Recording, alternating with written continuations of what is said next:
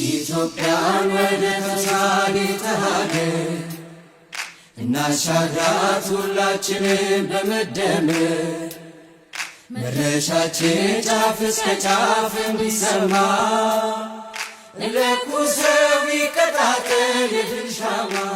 ለምን የስንዴ ነዶ ሆነ? በነዶ መልክ ታስሮ አይታችሁታል አይደለ? ይሄ የታሰረው ደግሞ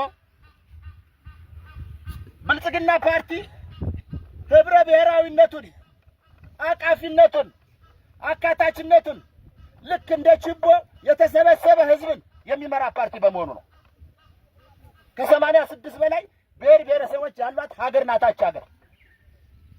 ስንዴ ብቻውን ሲሆን ነው ወይስ ሰብሰብ ሲል ነው አቅም የሚሆነው ምርት የሚሆነው? ሰብሰብ ሲል ነው አይደለ?